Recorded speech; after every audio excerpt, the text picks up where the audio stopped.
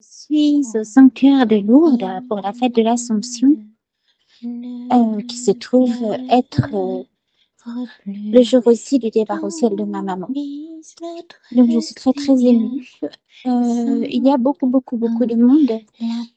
Ce qui me touche beaucoup, c'est que Marie attire tous les blessés de la vie, tous les gens parfois évidemment malades, fragiles, qui ont besoin de réparer quelque chose.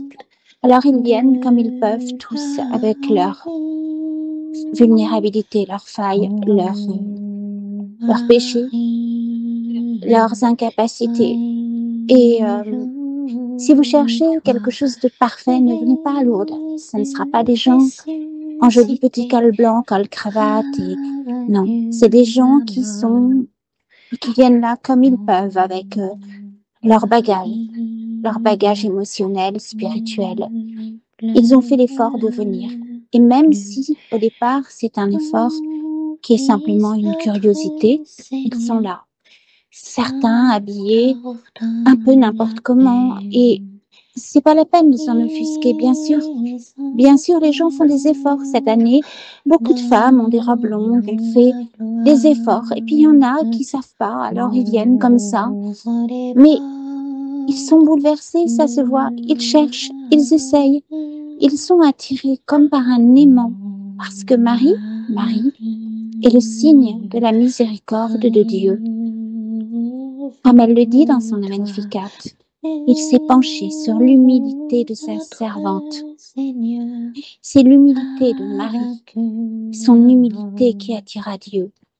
Évidemment, il l'a choisie, il l'a fit immaculée, c'est-à-dire sans le péché, c'est-à-dire toute transparente de Dieu, sans la blessure de ce qu'on appelle le péché originel, qui est en fait simplement la séparation d'avec Dieu. Mais par Marie, le Verbe a pu s'incarner, a pu s'inscrire en fait dans la chair de Jésus de Nazareth. Et la chair de l'humanité de Jésus a pris chair de celle de Marie. Et le Verbe éternel de Dieu a épousé pleinement cette humanité de Jésus, de la conception de son humanité jusqu'à sa résurrection, évidemment, et sa transfiguration, son ascension, etc. Ce qui veut dire que notre humanité est prise dans l'humanité de Jésus pour être amenée jusqu'au ciel et être ainsi recréée. Voilà le signe de la miséricorde de Dieu. Nous sommes donc au sanctuaire de Lourdes, là où Marie a déclaré qu'elle était l'Immaculée Conception à une petite jeune fille très pauvre, une petite jeune fille que personne ne prenait au sérieux, comme pour les enfants de Fatima, une petite fille qui ne dormait que sur un sol de terre battue, une petite fille qui ne savait ni lire ni écrire. Et elle lui a dit, Père Sainte Bernadette, bien sûr, elle lui a dit, je suis l'Immaculée Conception. Qu'est-ce que ça veut dire?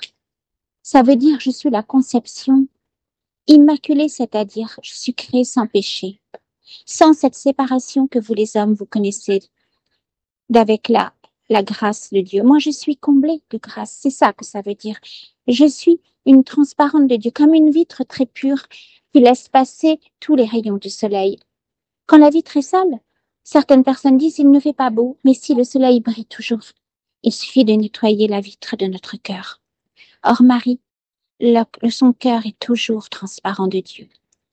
Mais ça veut dire aussi autre chose. Et ça nous renvoie au livre de l'Apocalypse. Lorsque le dragon attend de dévorer l'enfant, lorsque la femme va au désert pour accoucher. Cette femme qui va au désert, c'est l'Église. C'est Marie. C'est donc l'Église, puisque Marie fut la toute première demeure du Christ. Quand son Église, Christ demeure dans son Eucharistie. Mais c'est aussi toute l'humanité, Marie. Toute l'humanité, même ceux qui sont en dehors de l'Église. Et donc, ce dragon qui veut dévorer l'enfant, nous y sommes. C'est aujourd'hui cette tentative des transhumanistes et des eugénistes de remplacer l'humanité par un humain fabriqué en série. C'est le lieu de la conception qui est attaqué, puisque dès la conception humaine, il trie les embryons pour en faire soit des esclaves, soit des êtres supérieurs, entre guillemets. En tout cas, c'est le projet avoué, déclaré en toute impunité de Yuval Noah Harari et du professeur, soi-disant professeur, enfin, et de Laurent Alexandre, qui l'a carrément déclaré.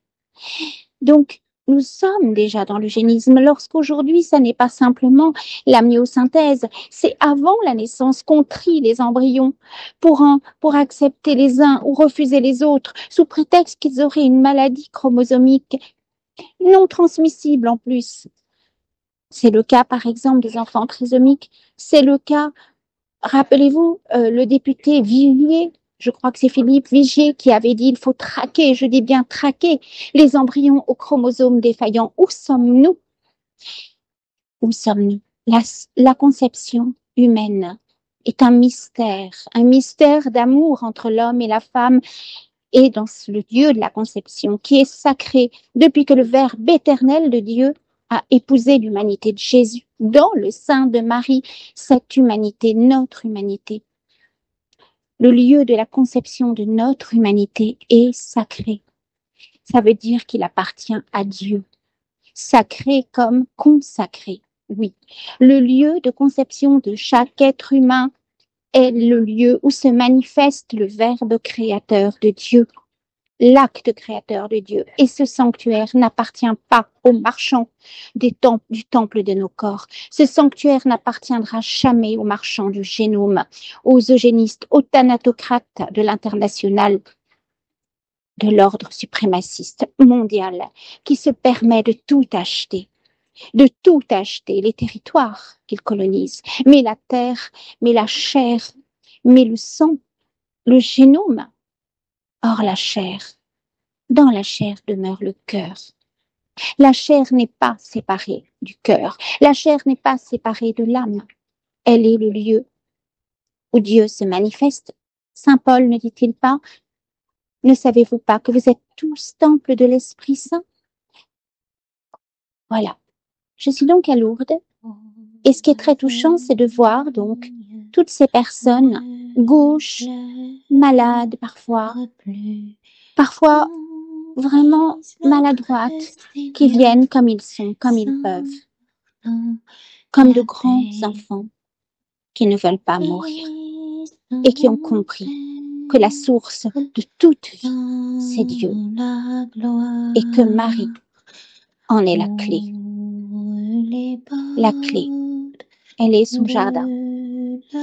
Voilà, je vous souhaite une très belle fête de l'Assomption à tous, chrétiens, non chrétiens, car Marie est reine de France. N'oublions jamais que le 15 août était la fête nationale et qu'elle l'est toujours quelque part, puisque Marie est la sainte patronne de la France. Mais Marie, elle est mère et reine de toute l'humanité, de tous les croyants. Voilà, je vous souhaite le meilleur à tous et que Dieu vous bénisse et vous garde tous. Amen.